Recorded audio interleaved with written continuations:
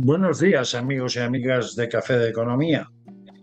En este segundo día del mes de octubre, fecha que para los que ya tenemos una cierta edad era un poco catastrófica porque era cuando se acababan las vacaciones del verano y tenías que incorporarte al colegio para comenzar el curso, pero esas cosas son de hace ya decenas de años, pues vamos a comenzar un Café de Economía como siempre pegado a la actualidad.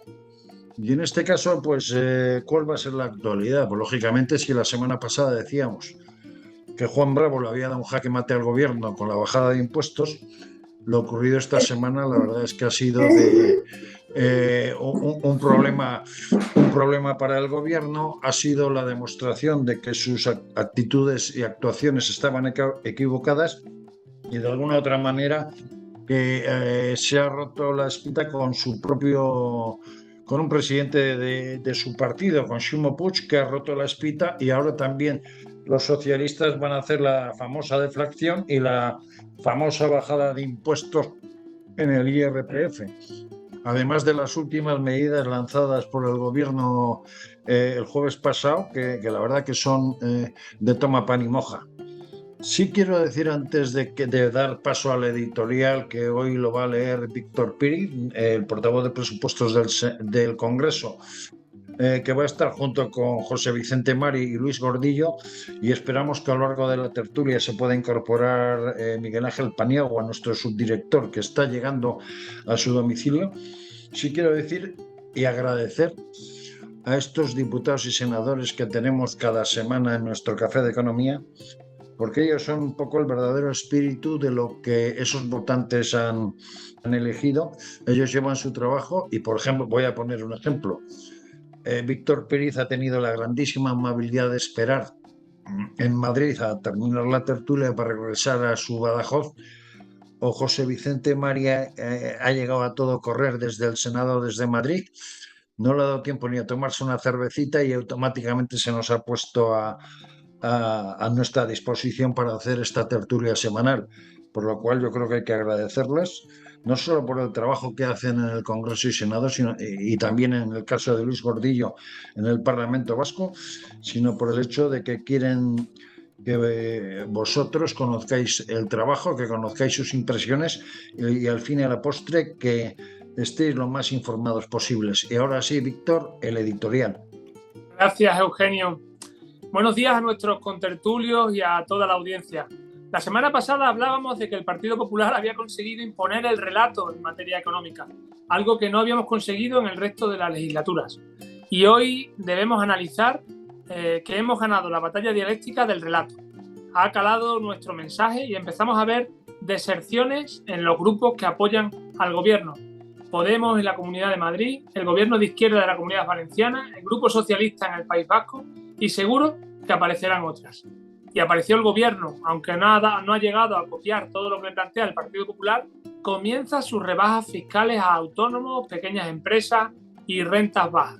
Los autónomos ya las han calificado de escasas y se ha olvidado de las rentas medias. Lógicamente, es el volumen más importante de recaudación. No quieren perder la ingente cantidad de dinero que están ingresando las arcas públicas. El año que viene es año electoral y necesitarán fondos para todas sus medidas electoralistas. Y lo compensa con los impuestos a los ricos, a los grupos consolidados de empresas y a unos 23.000 contribuyentes, según estima el Ministerio. 1.500 millones de recaudación. Como en tantas estimaciones de este tipo, el montante final distará muchísimo de esta cantidad. Un mero maquillaje para intentar sostener su discurso fallido. El resultado será poca recaudación y con la inseguridad jurídica que genera tendrá consecuencias negativas en la actividad económica, fuga de empresas y de capitales. Porque debemos recordar que aunque los impuestos son nacionales, la facilidad de deslocalización fiscal es muy alto en la Unión Europea. Y esto debemos tenerlo en cuenta a la hora de plantear impuestos a las grandes fortunas. Muchas gracias. Pues como veis, este ha sido el editorial de Café de Economía, con lo cual es la opinión del programa. Yo plantearía empezando por José Vicente Mari. José Vicente, vaya semanita, ¿eh? Empezamos la semana pasada hablando de que Juan Bravo había ganado, le había hecho un jaque en mate al gobierno, bajando impuestos como representante o cabeza visible de lo que es la economía vista desde el Partido Popular. Y resulta que en esta semana a Sánchez se le ha desbaratado el discurso, se le ha desbaratado sus varones regionales, y para él le ha hecho un anuncio hoy la ministra de Hacienda de una reforma fiscal que es puro trilerismo, pero que a la vez es más un maquillaje que una realidad, ¿no? Sí, no era Sí. sostenible, no era sostenible el discurso con 32.000 millones prácticamente a cierre de ejercicio, seguramente 32.000 millones más de recaudación. No era sostenible el discurso de que los españoles aguantaran estoicamente pues inflaciones del 10% cada mes. No era sostenible, había que ayudar, había que devolver esa parte de recaudación extra que el gobierno y los gobiernos autonómicos y el gobierno central recogen por el simple efecto de la inflación, Es verdad que, como siempre, Engaños Montero pues, ha hecho un despliegue de grandes PowerPoints, pero poca chicha, ¿no? Y el impacto es muy, muy pequeño y las medidas son muy cicateras, porque las medidas de verdad, las que ella quiere tomar de verdad y Sánchez quiere tomar de verdad, es la de incremento de impuestos, ¿no? Lleva aparcando la reforma tributaria derivada del estudio de los expertos, pero cada año nos mete un rejonazo de mayores impuestos, incremento de impuestos, que es lo que ha vuelto a hacer hoy también. De alguna manera, Luis, y siguiendo un poco el relato de la semana, tú el jueves pasado no pudiste estar en nuestro programa porque estabas en el pleno de política general en el País Vasco y había que estar allí escuchando lo que decía el Endacari. Resulta que el Partido Socialista y el PNV han hecho una deflación de los impuestos de un porcentaje bastante fuerte votado por el Partido Socialista, y que eso casi se ha ocultado, ¿no? Sí, efectivamente. Aquí las medidas que nosotros venimos proponiendo desde octubre del año pasado, y que yo creo que son las que también se han propuesto por parte del PP en el Congreso y en el Senado, siempre tienen los mismos puntos, los mismos hitos. Primero, te las ridiculizan. Luego, te dicen que eso es una barbaridad, que no se puede hacer, que cómo se te ocurre, se ríen, tal. Segundo, te las critican. Sacan ese discurso de que es necesario recaudar para mantener servicios públicos, obviando que como consecuencia de la inflación están recaudando un 10% más, entre otras cosas. Y luego, en tercer lugar, las acaban aplicando porque no tienen más remedio. Y encima dicen que es idea suya. Nosotros aquí en el pleno de política general, el País Vasco en el último tiempo, lo que hemos tenido es lo siguiente. Nosotros hemos presionado muchísimo para que las instituciones del País Vasco, porque aquí la competencia fiscal la tienen las Juntas Generales, que como se sabe son unos parlamentos provinciales, para que se deflactara el IRPF por lo menos al nivel de la inflación. Después de mucho presionar, el PNV y el PSOE, esto lo ha aceptado el PSOE de aquí también, efectivamente, como bien se ha dicho en el editorial, aceptó una bajada técnica en enero del 1,5%, luego un 4% antes del verano, y en el pleno de política general el Endacari acabó anunciando que se volverá a deflactar el IRPF para ajustar a la inflación a partir de enero del año que viene. Son medidas que llegan tarde. Si nos hubieran hecho caso cuando nosotros se lo decíamos, que no es que nosotros seamos mejores ni más listos ni nada, es que simplemente interpretábamos y le dábamos los datos de la economía, es que simplemente era eso, no nos querían hacer caso. Pero al final no han tenido más remedio que hacernos caso. Esa es una medida. Y otra medida que se ha anunciado también ha sido un fondo específico de 400 millones de euros que todavía no sabemos de qué manera se va a gastar, que se supone que es para asistir a familias y empresas en costes energéticos, pero no sabemos si va a haber una discriminación por renta, es decir, no sabemos si va a ir la misma cantidad para el que tenga más, para el que tenga menos, para la empresa que esté mal, para la que esté bien, no lo sabemos. Y de todas formas, y con esto acabo, el gobierno vasco con el tema de los remanentes es que tampoco sabemos cómo los maneja. En cierre del año pasado reconocieron ellos mismos tenemos unos remanentes de casi 2.400 millones de euros. Para hacernos una idea, eso es entre el 15 y el 20%, el 17-18% del presupuesto anual.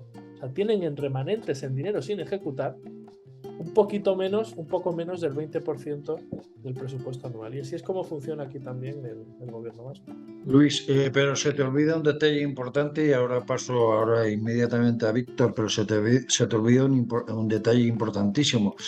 Y es que el gobierno vasco exige al gobierno de Madrid que sea el que recaude esos impuestos y esas deflaciones y si hay posibles bajadas de impuestos también, que sea el que chupe el dinero para luego dar la parte proporcional al gobierno de España. Bueno, Pero siguiendo ya para empezar, sí, para empezar un poco la tertulia en sí, vamos a ver, Víctor, parece mentira que siendo tú extremeño te hayas olvidado de que hoy González Vara ha dicho de que él también va a bajar los impuestos.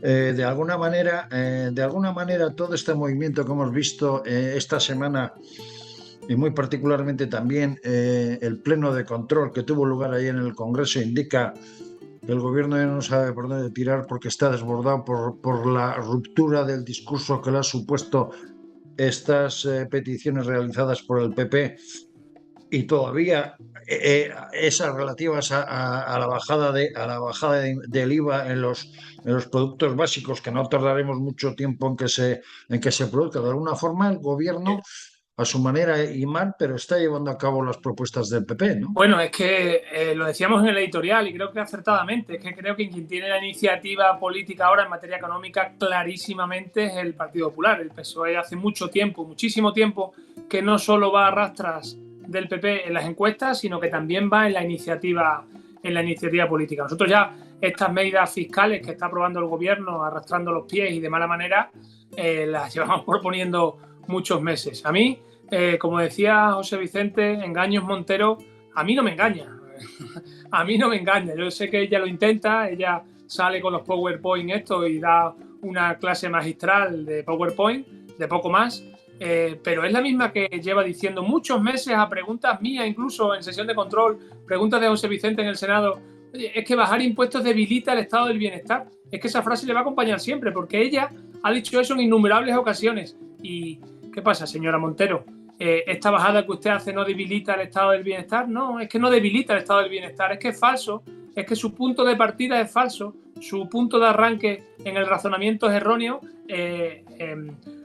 voluntariamente erróneo. Ella sabe que bajar impuestos en estas condiciones actuales no debilita el estado del bienestar, más bien ayuda a los españoles a llegar a fin de mes. Me preguntaba Eugenio por las bajadas en mi tierra, en Extremadura, que primero no son de impuestos, lo que baja, como le llamas tú, González Vara, que es Fernández Vara, lo que baja son las tasas, algunas tasas, por ejemplo, para que los extremeños se preparen la cartera y decidamos si salimos corriendo o no, nos van a bajar el 25% la ITV, que es algo que todos hacemos todos los meses y todos los días prácticamente, que es pasar la ITV del coche, o nos van a bajar la licencia de caza a un 30 o un 40% también la tasa. Bueno, pues esta es la bajada histórica que ha llamado el presidente Vara. Es como para cachondearse de los extremeños, lo decía nuestra presidenta Guardiola. Se está cachondeando de los extremeños absolutamente, está vendiendo que es lo que no es. Él, como siempre, como son estos socialistas como Paje, Vara, que intentan con una mano amenazar y con la otra se pliegan y se arrodillan ante Sánchez. Es lo que llevan haciendo muchos años, arrodillándose a lo que les dice Sánchez. ¿Tú has visto alguna bajada de impuestos de Paje? ¿Has visto alguna bajada de impuestos de Vara? ¿Has visto alguna vez que realmente, y no en una palabra, en un brindis al sol, le lleven la contraria? No lo van a hacer. Esto, José Vicente, el gobierno hasta ahora recaudó aproximadamente unos 33.000 millones de euros. Si le sumamos a los 60.000 millones de exceso de gasto que tiene el gobierno, con toda esa pantagruélica administración que tiene, asesores y todo este tipo de cosas, y unido a esta bajada de impuestos, que ha sido una pantomima más que todo para ver si pasa la ola y no se caen de la tabla del surf. Pero de alguna manera, con todo este dinero y con esta actuación que está haciendo el gobierno, no estamos perdiendo del orden de un punto del PIB, que podrían ser alrededor de 100.000 millones de pesetas, para mejorar la actual situación económica española.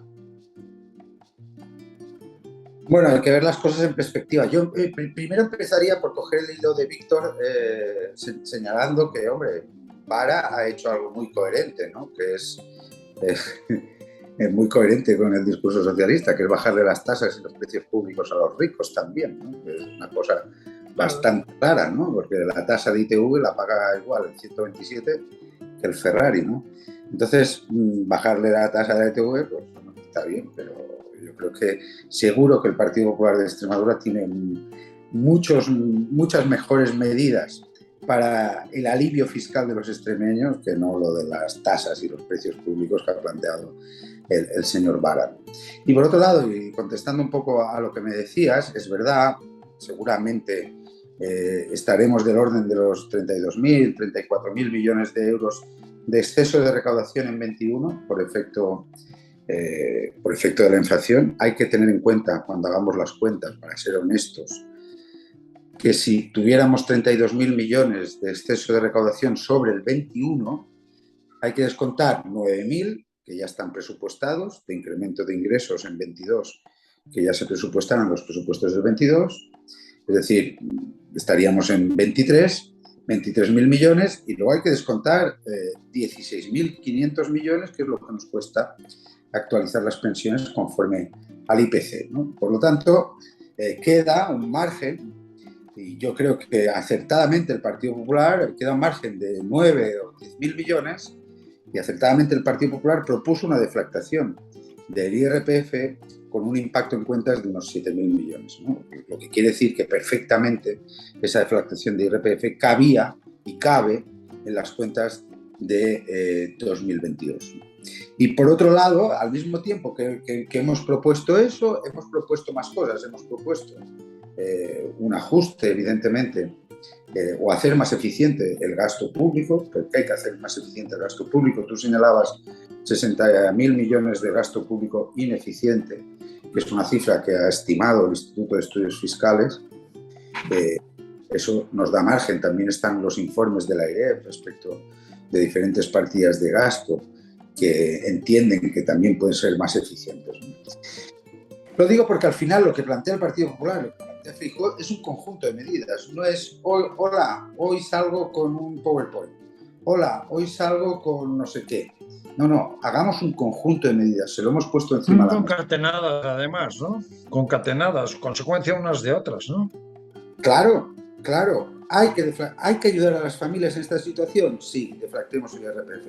Pero al mismo tiempo hay que atacar la alta inflación que tenemos. ¿Cómo? Ahorrando energía. Por eso hemos propuesto el descuento en las facturas a aquellos consumidores que ahorren energía, para presionar a la baja el precio de la energía. Al mismo tiempo, hemos de reordenar nuestro gasto público, hacerlo más eficiente. No puede ser que vayamos por la vida con 22 ministerios y la gente que no llega a final de mes, ¿no? Y 780 asesores y la gente no llega a final de mes. De alguna manera, Luis, siguiendo con el tema de impuestos, resulta que Andalucía y Madrid han quitado el impuesto de patrimonio, también Murcia, Galicia lo va a quitar, pero resulta que por otro lado, como se ha quitado ese impuesto de patrimonio, que es una competencia de política fiscal autonómica, resulta que el gobierno plantea grandes fortunas que es de ámbito nacional. De alguna manera eso no es una injerencia en la actuación de los gobiernos regionales, es decir, o sea, ese impuesto, esa recaudación de ese impuesto de las grandes fortunas correspondería en todo caso cogerlo a las comunidades autónomas, no al gobierno central. ¿Eso no puede llegar a ser anticonstitucional? Hombre, yo veo ahí una doble imposición, porque aquí parece que se quiere tasar lo mismo, ¿no? O sea, se quiere meter un impuesto por la misma cosa, dado que hay algunas comunidades, las que gobierna o las que tienen influencia del Partido Popular, pues lo tienen bastante reducido. Nosotros aquí en el País Vasco hace años se hizo un acuerdo general para bajar impuestos, etcétera, y el impuesto de patrimonio no ha desaparecido, pero está bastante bonificado, ¿no? Bueno, el impuesto de patrimonio es una reliquia. En Europa, como ya se sabe, y esto creo que lo puso algún miembro del Partido Popular y lo ha recordado, es que el impuesto de patrimonio en Europa creo que existe en Noruega, en Suiza y en algunas comunidades autónomas. Los impuestos de patrimonio suponen o implican que fortunas que pueden llegar a ciertos lugares a crear empleo, a movilizar recursos y a activar reactivar, ¿no? la actividad económica, pues a lo mejor se quedan en su casa o buscan otro sitio. Por eso es un impuesto, en realidad es un impuesto al capital que puede producir también, ¿no? Por eso a mí la negativa, a mí esto me parece el típico discurso fácil que suele hacer mucho el PSOE, de buscar siempre un culpable, los ricos, los que tienen un patrimonio alto y tal, y ir a por ellos, ¿no? Cuando no tiene ninguna, es que no tiene ninguna razón de ser, y es que no aporta, aparte la recaudación por el impuesto de patrimonio, es que es mínima. Es que es mínima. No. Esto es importante. Por ejemplo, en Andalucía, de 45.000 millones, coger 100 de patrimonio no es nada. Sí, sí, Vicente. José Vicente. Que digo que esto que acaba de decir Luis es importante, porque también las medidas, el impacto recaudatorio de las medidas que se ponen encima de la mesa, ¿no? Parecen más que es una persecución ideológica que un impacto recaudatorio, porque no puedes perseguir impacto recaudatorio cuando tienes 32.000 millones de euros más. No te hace falta más recaudación, ¿no? Pero claro, yo recuerdo cuando se aprobó la tasa Google y la tasa Tobin, que se nos contaba que estos serían 1.500 millones de euros entre las dos, no sé qué, luego se bajó a 800, al final han sido 350, creo recordar, el efecto de la tasa Tobin y de la tasa Google, ¿no? Claro, si ahora lo que se propone para las grandes fortunas se nos dice, no, estos son 1.500 millones, pues ya os digo yo en qué quedará la recaudación de eso, ¿no? O cuando se nos dice también que se toca el IRPF incrementando el gravamen para rentas de capital superiores, tal, y se nos dice, oiga, estos serán 200 millones más. Y para 200 millones más, cuando usted está recaudando 32.000 más, hacemos esto. No tiene mucho sentido, ¿no? Tenía más sentido, y eso que el informe de los amigos de Montero, pues es el informe de los amigos de Montero, el informe fiscal de los expertos fiscales amigos de Montero, pues tiene ese pecado original, que es que no es creíble. Pero bueno, tenía más sentido plantear una reforma fiscal global cuando pudiéramos hacerla. Tenía más sentido. Nosotros lo hubiéramos combatido porque la tendencia o el camino que marcaba esa reforma fiscal pues no nos convence a nosotros, ¿no? Pero eso tenía un cierto sentido. Hagamos una reforma fiscal global y no hagamos este tipo de cosas, de medidas de 200 millones que luego no serán de 200 millones, serán de mucho menos impacto en recaudación. Así es. Víctor, hablando de las medidas que ha tomado como reforma fiscal la señora Montero, que hoy sí ha engañado, porque resulta que nos dice aquellas personas que ganen 18.000 euros... Eugenio, no dice una verdad ni al médico. Pero no hoy digas, especialmente sí lo siguiente. Engañas siempre. Ahora de vender la bajada de impuestos a las personas con menos poder adquisitivo nos planta que va a subir el margen de 18 a 21.000 y resulta que todo el ahorro que va a tener esa persona que gana 18.000 euros es de 70 euros o 80 euros al mes. Ella lo engorda con la cifra del año, pero así se ayuda a las clases bajas o a las clases necesitadas cuando la seguridad social la tienen disparada, como tienen unos gastos en transporte por el precio de la gasolina, el precio del gas y demás.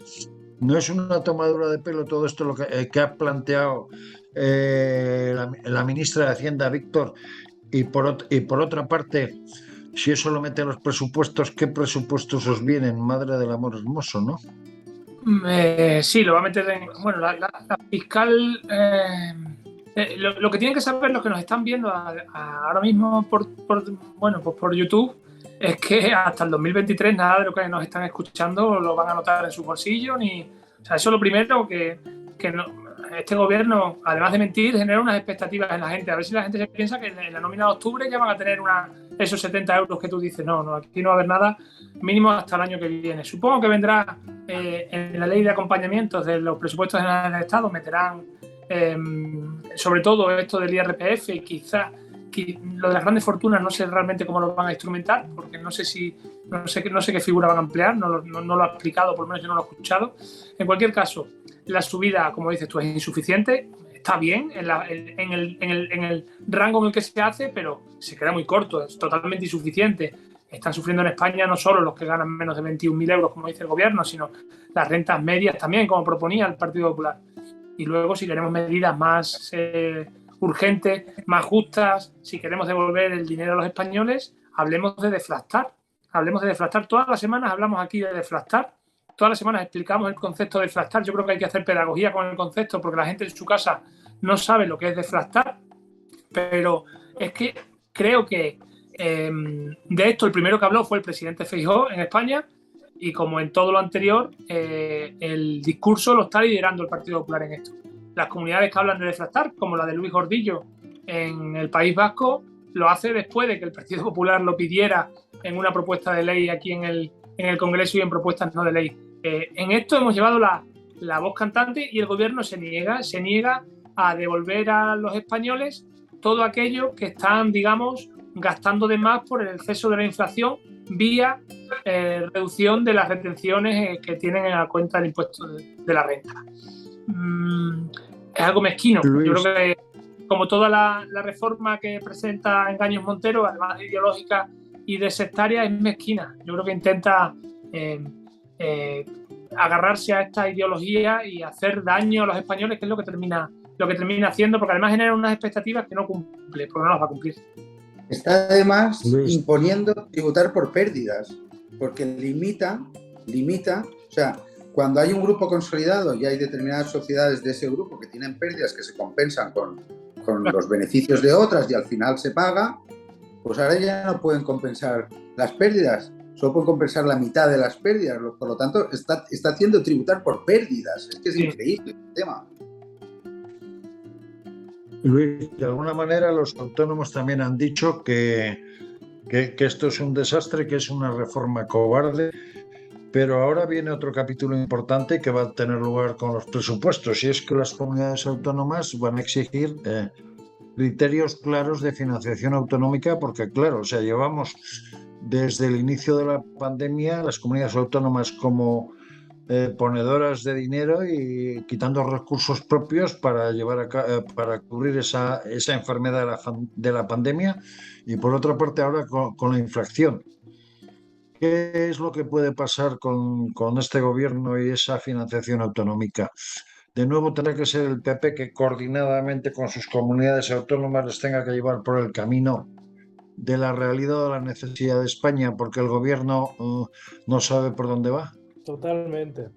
Es que vamos a ver, aquí hay un tema que pasa, a veces nos pasa inadvertido, ¿no? Hay dos partes en esto. Está la parte hacendística, ¿no? Que es la recaudación y el gasto, y etcétera, ¿no? Esto es a lo que se dedica solamente el gobierno central. Y luego estaría la parte, digamos, económica, en el sentido amplio, que consiste en promover condiciones y promover medidas, sobre todo de no impedir, que efectivamente permitan que se genere una actividad económica. Normalmente la iniciativa de esto la tendría que hacer el gobierno central, y las comunidades autónomas normalmente son las que se tendrían que dedicar más al gasto. Pues bien, este gobierno lo ha invertido. Es decir, aquí el gobierno central solamente está preocupado de recaudar más, gastar más, sin confiarse, encomendarse a nadie, ni a Dios ni al diablo.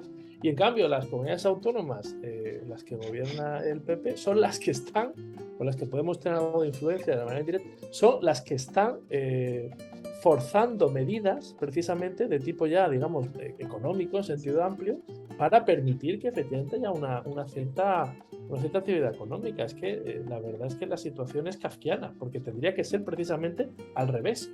Yo estoy escuchando en el pleno de control, que me parece, no sé si fue ayer o antes de ayer, me corregirá Víctor, pero es que le oí una pregunta de control que se le planteó sobre el tema del crecimiento, los presupuestos y tal, y otra vez que juega el trilerismo. No, el 4,5%. Oiga, no le estoy hablando de cuánto ha crecido o va a crecer la economía al 4,5%, después de que hemos perdido bastante más el doble prácticamente del tiempo de pandemia. Es que la OCDE ha establecido, que es quizá la institución más fiable en este ámbito, que el año que viene, si crecemos un 1,5% en España, dese usted con un canto en los dientes. Ese es el gran problema que tenemos nosotros ahora. Ese va a ser el gran problema que vamos a tener el año que viene. Y Víctor, de alguna manera en esos presupuestos generales del Estado, de nuevo veremos el efecto Bravo, es decir, que tendrá que actuar de manera coordinada con las comunidades autónomas del PP para marcar el camino al gobierno, desde el punto de vista de propuestas y de ejecuciones presupuestarias. Porque parece que ni Nadia Calviño ni la ministra Montero vayamos a ver por dónde pueden salir. Y teniendo en cuenta que va a ser un presupuesto expansivo, en el que además se dice que pueden guardar 15.000 millones de euros para temas electorales, agárrate que vienen curvas, ¿no? Sí, bueno, a ver, en los presupuestos nosotros plantearemos nuestro modelo alternativo. Lo haremos a través de enmiendas. Vamos a intentar, como en estos años, ser serios, creíbles, aparecer como la única alternativa que hay, porque realmente es que somos la única alternativa al desgobierno socialista, y en eso, bueno, pues yo creo que el Partido Popular sabemos hacer las cosas y tenemos las mejores ideas. Además de las enmiendas territoriales que hay siempre, yo en estos presupuestos creo que es necesario, y así ya lo estamos hablando a nivel interno, un refuerzo de nuestras políticas en estos presupuestos. Yo creo que más que nunca tenemos que plantear nuestro modelo alternativo y tenemos que debatir sobre él. Y va a ser unos presupuestos en modo rodillo. Yo no aspiro a que nos aprueben igual que los últimos dos ninguna enmienda, creo que quedará en cero. Pero eso no nos va a hacer desfallecer. Nosotros tenemos que plantear a los españoles que otra alternativa es posible, en la que no se miente, en la que no se engaña, en la que, como decía Luis, el cuadro macro no viene inflado, en la que los ingresos no vienen inflados, en la que los gastos no vienen desproporcionados por un periodo preelectoral en el que va a haber una barra libre descomunal.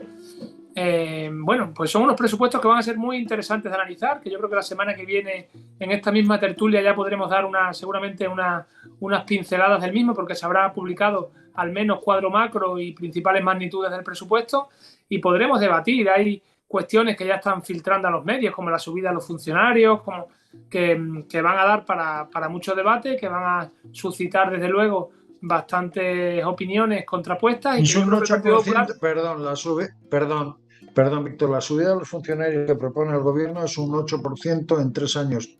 Me parece que es un 3,5 ahora, un 2,5 y luego un punto, algo así, ¿no? Bueno, eso es lo que sabemos por filtraciones interesadas que hace el gobierno, que va soltando miguitas ya de su plan presupuestario. Conforme vaya aprobando con Podemos, pensar también que estos presupuestos tienen que llevar implícito por ahí metido, y a José Vicente y yo nos tocará seguramente sacarlo, ese gasto en defensa que sabemos que se ha comprometido con la OTAN, en que tiene que aparecer muy oculto para que no lo parezca que está, porque Podemos no le va a permitir que en la sección 12 o 14, creo que es defensa, aparezca un incremento brutal del gasto. Entonces, bueno, va a ser unos presupuestos que vamos a tener que analizar, estudiar mucho, trabajar mucho, y los españoles esperan eso de nosotros y esperan eso del equipo económico del Partido Popular. No podemos hacer otra cosa, ni sabemos hacer otra cosa. José Vicente, de alguna manera, desde que pasamos la pandemia, aquellos famosos 144.000 millones que Sánchez presumía tanto que había conseguido, los 765.000 millones de euros concedidos por la Unión Europea a los distintos países, resulta que ese maná no se está ejecutando. Ese dinero, que son 72.000 millones por un lado y 62.000 millones a pagar, me parece que es hasta el 2024-2025 a un 0,15% de interés. ¿Qué nos estamos perdiendo porque esos fondos no se ejecuten desde el punto de vista de la reactivación económica en un momento de inflación? ¿Y el gobierno los querrá ejecutar de cara a futuro o los dejará como está para de alguna manera seguir haciendo lo que le dé la gana? Hombre, muy preocupante lo que está pasando con los fondos Next Generation en nuestro país, ¿no? La falta de ejecución de esos fondos, creo que el último dato es de julio, y de los 28.000 millones de fondos presupuestados, solo hay pagos realizados de 4.500, y la mayoría de los 4.500 son entre organismos públicos. Es decir, de las empresas en nuestro país no han visto un duro, ¿no? Por lo tanto, es muy preocupante que el gobierno no haya hecho caso en ningún momento a todo lo que le hemos dicho reiteradamente. Oiga, haga una agencia independiente que seleccione los proyectos, que estudie el retorno de los proyectos, que estudie el impacto en gasto estructural que algunos proyectos seguramente tienen o que deban tener, ¿no? Pero que sepamos qué es lo que nos va a venir en los años siguientes de gasto estructural de los proyectos que escogemos, y sobre todo asegurémonos de que hay que actuar con la agilidad debida para que el dinero llegue a la calle. Porque la manera en que hemos propuesto, entendemos que es la única manera de que esos fondos tengan impacto en crecimiento. Tuvieron 0 impacto en crecimiento en el 2021, se lo dijimos por activa y por pasiva, y sin embargo nos contaban la milonga de que iban a tener un impacto de 2,7 puntos en Producto Interior Bruto. Ya sabemos el final de la historia, presupuestaron 9,8, sin fondos europeos era un crecimiento del 7 y al final casi rascamos el 5, ¿no? O sea, la mitad. Y ya sabemos el camino también que estamos llevando en este ejercicio, ¿no? Por lo tanto, el tema de los fondos Next Generation, muy preocupante porque no se está ejecutando, no está llegando el dinero a las empresas. Y yo voy a aventurarme a decir algo más. No estoy seguro de que aunque llegue el dinero tenga impacto en PIB, porque los proyectos no se seleccionan por su impacto y generación de crecimiento y generación de empleo. Se seleccionan por el puro criterio clientelista del gobierno Sánchez. Y así es muy difícil que tengan impacto en el Producto Interior Bruto y que nos generen mayor crecimiento. Luis, de alguna manera vamos a ponernos, estos presupuestos que van a venir ahora son los del 2023, pero vamos a pensar que supuestamente antes del 10 de diciembre de 2023 el gobierno tiene que convocar elecciones generales y que esas elecciones las gana Alberto Núñez Feijóo. ¿Cómo se puede recuperar toda esa cuantía de fondos no utilizados? Porque esos fondos han sido destinados a España y aunque no hayan sido ejecutados, ¿por qué los van a perder los españoles? ¿Qué puede hacer, por ejemplo, un Alberto Núñez Feijóo ante esas circunstancias si ganan unas elecciones generales? Hombre, a ver, con el tema de los fondos europeos, es que lo he hecho antes, José Vicente, es que es un auténtico desastre el tema de la gestión, por el tema de la ausencia de una agencia independiente, por el tema de que todavía no funciona el famoso programa para ir conociendo cómo va la ejecución.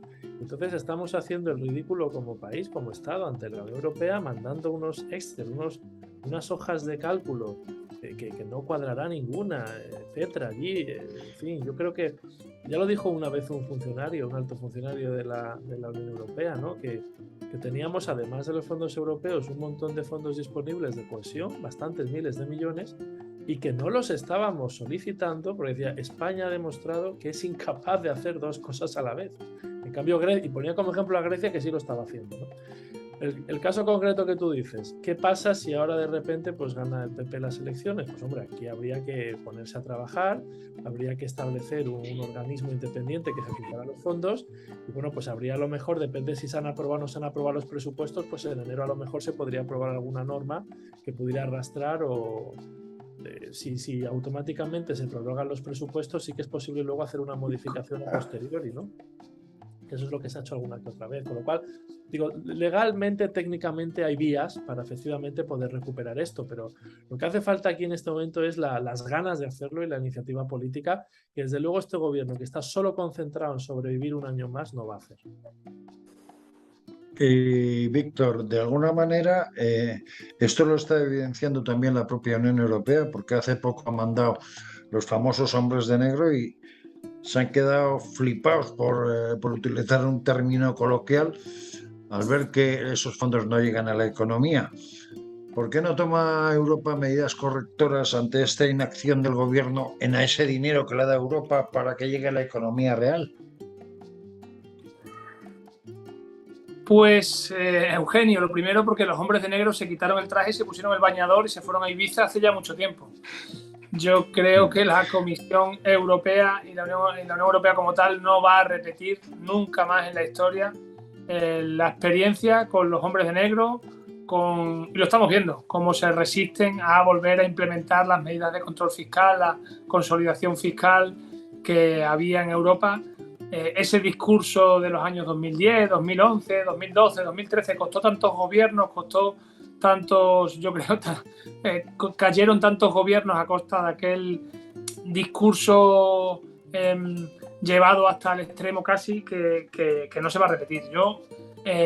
Nosotros con los fondos europeos vamos a ser incumplidores porque lo hemos sido siempre, porque históricamente este país siempre ha incumplido con los fondos europeos, porque los fondos europeos del periodo 2014-2020 que acaban en el N+2, que acaban a final de año, apenas hemos ejecutado el 35%, porque no somos capaces de ejecutar, porque nuestras leyes no están preparadas para ejecutar fondos europeos y porque no se atiende las propuestas del Partido Popular.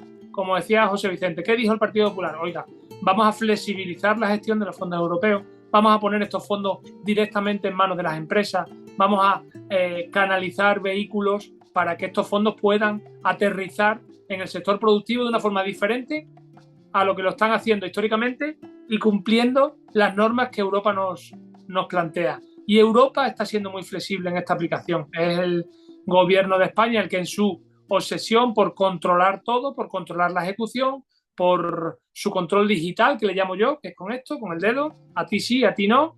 La ministra va a Extremadura y antes de que las empresas cierren el plazo de alegaciones para la gran fábrica de baterías que se rechazó, la de Envision, la ministra dice que se van a aceptar las alegaciones cuando todavía no se habían ni presentado. O sea, así va todo, con una selección digital de proyectos bastante interesante que va en contra de los criterios que debería llevar un sistema en el que un país que no está acostumbrado a ejecutar fondos europeos y que no está acostumbrado pero no lo hace bien, no tiene buenas prácticas de ejecución de fondos europeos, somos especialistas en ejecutar ladrillo, estos no son fondos para ladrillo, deberíamos habernos dado esas normas. El Partido Popular lo dijo, lo trajo como propuesta de ley, lo peleamos aquí y fue imposible. José Vicente en el Senado exactamente igual, fue imposible. Y estamos donde dijimos que íbamos a estar. Dice, no, es que vais hablando mal de España en Europa. No, perdón, vamos diciendo lo que iba a pasar por delante de que pase. Y estamos otra vez teniendo razón. 172.000 millones, 27.000 millones el primer año en los presupuestos se ejecutó cero, 25.000 en los segundos se van a ejecutar, lo que se llama ejecutar contablemente 7-8.000 millones de euros y la mayoría porque se traspasan a comunidades autónomas. Y en este año pues nos volverán a meter 30.000 millones de euros para unos presupuestos récord y volveremos a ejecutar pues casi nada porque no son capaces de que las propuestas aterricen en el mercado y en las empresas con la legislación que tenemos. Esto, José Vicente, estamos en el último trimestre del año, estamos el día 2 de octubre y de alguna manera ahora lo que hay que comprobar es si de cara a futuro se va a producir recesión o inflación. ¿Qué opinas?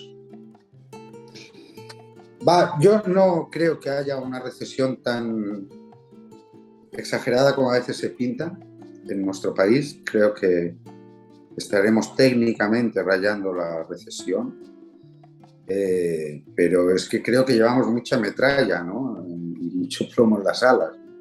Fuimos los peores de la pandemia, estamos siendo los peores en la recuperación. Tenemos la suerte de que el sector exterior, nuestro turismo, ha funcionado bien este verano. Ahora vamos a ir hacia un invierno muy complicado. Y se trata de enlazar y realizar las políticas de estímulo de nuestra actividad económica que nos permitan enlazar con la temporada turística del año que viene. Yo confío mucho en el sector exterior de nuestro país y confío cero en el gobierno de Sánchez, ¿no? En eso soy subjetivo. O sea, confío mucho en la sociedad civil, en las empresas, en los trabajadores de nuestro país y poco en el gobierno. El principal obstáculo para el mejor bienestar y progreso de los españoles hoy es el gobierno de Sánchez. Un gobierno que no es creíble y un gobierno que no es fiable. Y bueno, vamos a ver los presupuestos que se nos pintan, los veremos con Víctor en el Congreso, al frente de la portavocía de presupuestos y dando el callo, ¿no? Con todo el equipo económico. Pero no podemos esperar mucha cosa porque ya hemos visto los dos presupuestos anteriores cómo han ido. Pues amigos y amigas de Café de Economía, en las próximas semanas iremos desgranando los presupuestos, pero yo les voy a decir una cosa.